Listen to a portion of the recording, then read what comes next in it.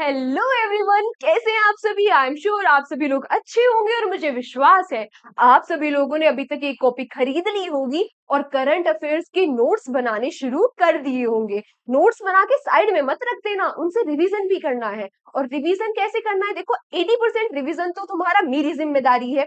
बस तुम्हें 20% काम करना है। और वो 20% में क्या काम करना है, पहले तो आपको हैंड रिटन नोट्स बनाने हैं, अपने हाथों से लिखना है। आपका 10% रिवीजन तो वही हो गया। बचा हुआ 10% कैसे करना है, आपको डेली क्लास लेनी है और इस क्लास को अपने हैंड रिटन नोट्स जो आपने बनाए हैं उनसे एक बार रिवाइज करना है कल की क्लास को लेने से पहले। यानी कि बैकलॉग्स नहीं रखने हैं, डेली क्लास लेनी है और डेली एक बार रिवीजन पढ़ लेना है। और बचा हुआ 5% रिवीजन वो ऐसे हो जाएगा, जब हम संडे की क्लास लेंगे तो आपको एक बार पूरे वीक की क्लास को रिवाइज कर लेना है संडे की रिवीजन क्लास से पहले। तो आज की क्लास को स्टार्ट करते हैं। आज क्या है, आज है 31 मई 2024। देख लेते हैं 31 मई 2024 के कुछ इंपॉर्टेंट क्वेश्चंस और उनसे रिलेटेड स्टैटिक फैक्ट्स जो एग्जाम के पॉइंट ऑफ व्यू से बहुत ही ज्यादा महत्वपूर्ण हो जाते हैं। आज का फर्स्ट क्वेश्चन क्या है हमारा, recently who has been appointed as the chairman of staff selection commission. यानी कि हाल ही में एसएससी के अध्यक्ष किसको अपॉइंट कर दिया गया है। अब एसएससी तो हम सभी लोगों के लिए एक ही बहुत ही जाना पहचाना वर्ड है, तो इनके अध्यक्ष किसको नियुक्त कर दिया गया है, ये नियुक्त कर दिया गया है किसको, राकेश रंजन जी को। एस किशोर जी के बाद अब राकेश रंजन जी को एसएससी के अध्यक्ष अपॉइंट कर दिया गया है। अब एसएससी के बारे में कुछ चीजें देख लेते हैं। तो हमारा जो एसएससी होता है इसका मेन काम क्या होता है, इसका मेन काम होता है to recruit personnels for group C and group B post. Group C और ग्रुप बी पोस्ट के लिए ऑफिशियल्स को अपॉइंट करना। अब ये एसएससी होता क्या है, होता है स्टाफ सिलेक्शन कमीशन। कब स्टैब्लिश हुआ था, 1975 में। और हेडक्वार्टर्स कहाँ है, ये है न्यू दिल्ली। आते हैं अपने नेक्स्ट क्वेश्चन पे। Recently who won the title of Shahjahan chess challengers 2024। अभी हाल ही में शाहजहां चेस चैलेंजर्स 2024 का टाइटल किसने जीत लिया है। फर्स्ट ऑफ ऑल ये होता का, तो ये होता है यूएई के शारजाह में। अब ये जीत किसने लिया है, ये जीत लिया है दिव्या देशमुख जी ने। किसने जीत लिया है, दिव्या देशमुख जी ने। अब ऑप्शंस देख लेते हैं। जो श्याम निखिल जी है ये हमारे भारत के 85th ग्रैंड मास्टर है। कौन है, 85th ग्रैंड मास्टर है। और जो आर वैशाली है ये 84th ग्रैंड मास्टर है। ये अभी हाल फिलहाल में ही दोनों ग्रैंड मास्टर्स का इन्होंने खिताब जीता था। और ये ग्रैंड मास्टर्स का खिताब किससे रिलेटेड है, ये भी किससे रिलेटेड है, चेस से। अब जो हमारी आर वैशाली जी है ये आर विजय लक्ष्मी जी है, ये सॉरी एस विजय लक्ष्मी जी है, ये कौन है, ये हमारे भारत की फर्स्ट फीमेल ग्रैंड मास्टर है। फर्स्ट फीमेल ग्रैंड मास्टर है। अब कुछ देख लेते हैं हम, अब देख लेते हैं चेस से रिलेटेड कुछ इंपॉर्टेंट फैक्ट्स। अच्छा, जो हमारे भारत के फिर फर्स्ट ग्रैंड मास्टर कौन है, तो फर्स्ट ग्रैंड मास्टर थे हमारे भारत के विश्वनाथ आनंद जी। और ये जो विश्वनाथ आनंद जी है ये बहुत ही फेमस पर्सनालिटी हो जाते हैं हमारे इंडिया की। इनके बारे में एक दो चीजें हैं जो आपको पता होनी चाहिए। इसमें फर्स्ट चीज क्या है, ये वाइस प्रेसिडेंट है। कहाँ के वाइस प्रेसिडेंट है, ये वाइस प्रेसिडेंट है FIDE के। FIDE क्या होता है, ये इंटरनेशनल फेडरेशन होती है चेस की। और इसके हेडक्वार्टर्स कहाँ है, जल्दी बताओ। हाँ, ल्यूसाने स्विट्जरलैंड में हेडक्वार्टर्स कहाँ है इसके, ल्यूसाने स्विट्जरलैंड में। अब इनकी एक ऑटोबायोग्राफी भी है, उसका नाम क्या है, उसका नाम है माइंड मास्टर। क्या नाम है उनका, उसका माइंड मास्टर। और सबसे इंपॉर्टेंट चीज, ये फर्स्ट रेसिपिएंट है किसके, ये फर्स्ट रेसिपिएंट है राजीव गांधी, राजीव गांधी खेल रत्न अवार्ड के। खेल रत्न अवार्ड के किसके रेसिपिएंट है, फर्स्ट राजीव गांधी खेल रत्न अवार्ड के। अब आप लोग सभी मुझे कमेंट सेक्शन में ये बताओगे कि इस अवार्ड का नाम बदलकर क्या कर दिया गया है। अच्छा, जो हमारी फर्स्ट फीमेल ग्रैंड मास्टर है वो कौन है, आर विजय लक्ष्मी जी। आते हैं अपने नेक्स्ट क्वेश्चन पे। Recently which organisation launch the Parvah portal. अभी हाल ही में किस ऑर्गेनाइजेशन ने परवाह पोर्टल को लॉन्च कर दिया है, तो ये कर दिया है हमारे आरबीआई ने। अब आरबीआई क्या होता है, ये होता है हमारा रिजर्व बैंक ऑफ इंडिया। ये क्या होता है? हमारा रिजर्व बैंक ऑफ इंडिया। अब ये जो हमारा आरबीआई स्टैब्लिश कब हुआ था? जल्दी बोलो। हाँ, ये स्टैब्लिश हुआ था 1 अप्रैल 1935 में। अच्छा, इसके गवर्नर तो आप सभी को पक्का पता होगा, तो कौन है गवर्नर? कौन है? क्या कह रहे हो? शक्तिकांत दास जी? हाँ, बिल्कुल सही कह रहे हो। कौन है? शक्तिकांत दास जी। अच्छा, इतना सब देख लिया तो हेडक्वार्टर्स भी बता दो। हेडक्वार्टर्स कहाँ है? इसके हेडक्वार्टर्स है कहाँ पर? हमारे मुंबई में। अब हमने आरबीआई के बारे में तो पढ़ लिया, तो परवाह पोर्टल भी देख लेते हैं। अब ये जो परवाह पोर्टल है, ये है क्या? ये एक प्लेटफॉर्म है for regulatory application validation and authorisation. Authorisation, ये एक एप्लीकेशन है। किसके लिए? वैलिडेशन, ऑथराइजेशन और एप्लीकेशन के लिए। जो किसने लॉन्च करी है? हमारे आरबीआई ने। हमारे आरबीआई के गवर्नर शक्तिकांत दास जी ने। कहाँ लॉन्च करी है? मुंबई, महाराष्ट्र में। आते अपने नेक्स्ट क्वेश्चन पे। Recently the 77th world health assembly, अभी हाल ही में 77th वर्ल्ड हेल्थ असेंबली कहाँ पर हुई है? अच्छा, ये सबसे पहले देख लेते हैं कि ये हुई क्यों है। देखो, इसमें ना ग्लोबल हेल्थ के बारे में डिस्कस किया गया, और उसमें ये डिस्कस किया गया कि कोरोना जैसे पेंडेमिक आगे फ्यूचर में ना आए। और ये अगर हेल्थ के बारे में डिस्कस कर रहे हैं, तो किसने ऑर्गेनाइज कराई होगी? तो ये ऑर्गेनाइज कराई है हमारे डब्ल्यूएचओ, यानी कि वर्ल्ड हेल्थ ऑर्गेनाइजेशन ने। अब वर्ल्ड हेल्थ ऑर्गेनाइजेशन ने ऑर्गेनाइज कराई है, तो कहाँ कराई होगी? भाई वहीं कराई होगी जहां इसके हेडक्वार्टर्स है। तो इसके हेडक्वार्टर्स कहाँ है? जेनेवा, स्विट्जरलैंड में। और हम लगातार 2-3 दिन से डब्ल्यूएचओ के बारे में पढ़ रहे हैं, तो आज आप सभी लोग मुझे कमेंट सेक्शन में ये भी बताओगे कि डब्ल्यूएचओ के हेडक्वार्टर्स कहाँ है, ये कब स्टैब्लिश्ड हुआ था। उसके साथ में आप मुझे क्या बताओगे? हाँ, आप मुझे डायरेक्टर जनरल, इसके डीजी भी बताओगे कि कौन है। ठीक है, आते हैं अपने नेक्स्ट क्वेश्चन पे। अच्छा, वर्ल्ड हेल्थ असेंबली के बारे में एक बार देख लेते हैं। इसका इस बार 77th एडिशन है।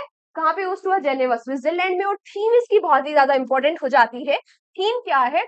All for health, health for all. All for health, health for all. और जो इंडिया से डेलीगेशन गया था इस असेंबली में, उसके हेड कौन थे? उसको किसने लीड किया? श्री अपूर्व चंद्र जी ने। और ये यूनियन हेल्थ सेक्रेटरी है।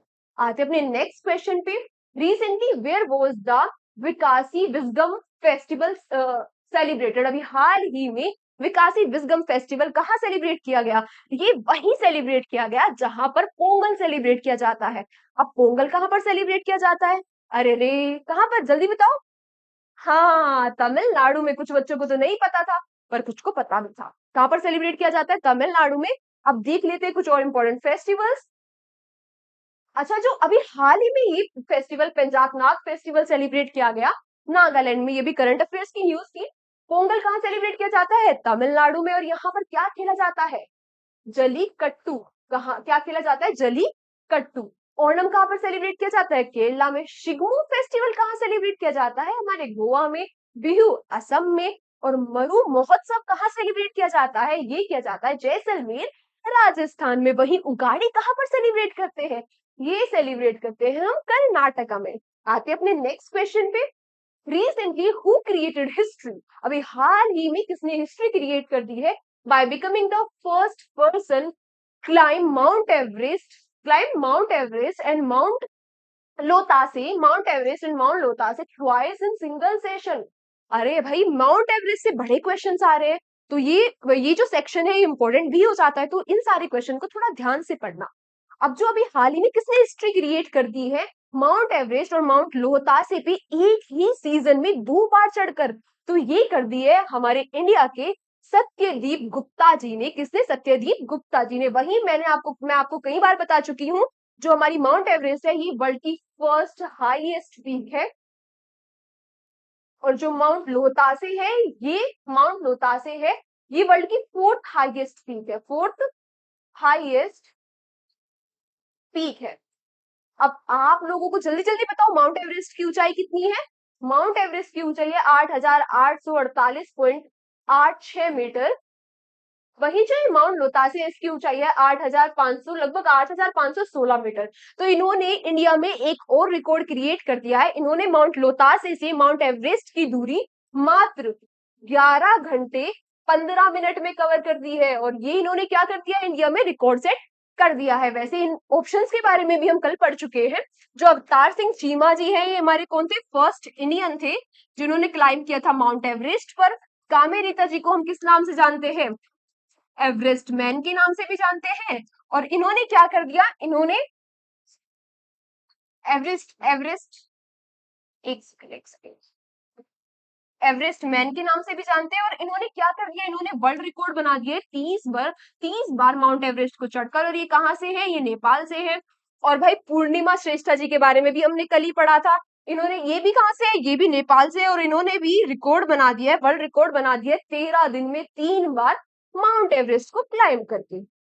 आते अपने नेक्स्ट क्वेश्चन पे। Recently the Campi Flegrei Campi Flegrei super volcano erupted massively।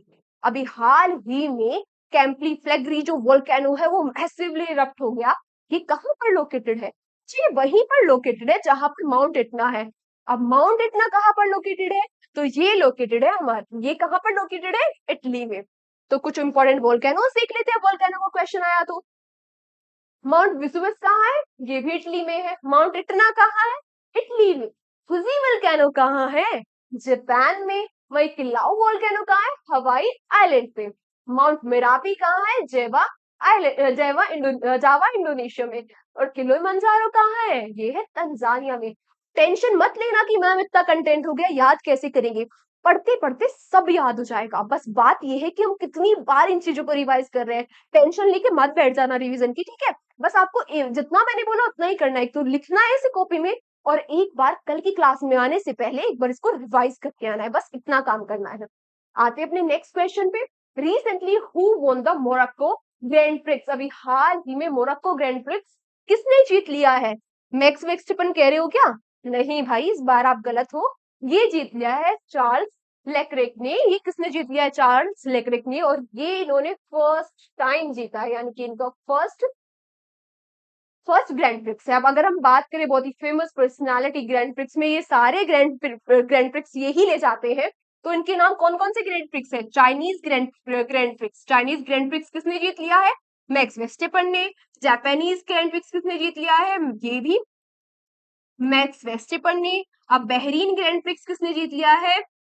ये भी मैक्स वेस्टेपन ने जीत लिया है। सऊदी अरेबियन ग्रैंड प्रिक्स किसने जीत लिया है?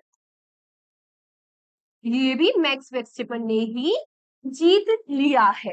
आज मैंने ज्यादा क्वेश्चन इसलिए कराए क्योंकि आप सभी लोगों की बहुत सारी डिमांड आ रही थी कि मैम नंबर ऑफ क्वेश्चंस बढ़ाओ, नंबर ऑफ क्वेश्चंस बढ़ाओ। इसीलिए आज हम आपको क्लास में 8 क्वेश्चंस लेके आए हैं। नेक्स्ट, अब आज की क्लास को यहीं तक रखते हैं। Thank you so much everyone हमारे साथ सेशन में आखिरी तक बने रहने के लिए। आखिरी में आप सभी लोगों के लिए एक मोटिवेशन कोट, और मोटिवेशन कोट क्या है? Always seems impossible until it is done. जब तक आप किसी काम को नहीं करते तब तक वो आपको असंभव ही दिखता रहता है। अरे हम डेली तो पढ़ रहे हैं कि इन्होंने इसने माउंट एवरेस्ट चढ़ दिया, और माउंट एवरेस्ट चढ़े नहीं बल्कि रिकॉर्ड भी क्रिएट कर दिया। अपनी पूर्णिमा श्रेष्ठा जी को ही देख लो, 13 दिन में 3 बार माउंट एवरेस्ट चढ़ गई। जब तक उन्होंने माउंट एवरेस्ट पर चढ़ाई नहीं की होगी उन्हें भी तो ये चीज इम्पॉसिबल लग रही होगी ना। तो मैं तो पर्सनली ये मानती हूँ कि nothing is impossible. Impossible itself says I am possible. बस अपना काम करने का तरीका बदलो, नजरिया बदलो, नजारे अपने आप बदल जाएंगे। तो आज की क्लास को यहीं तक रखते हैं।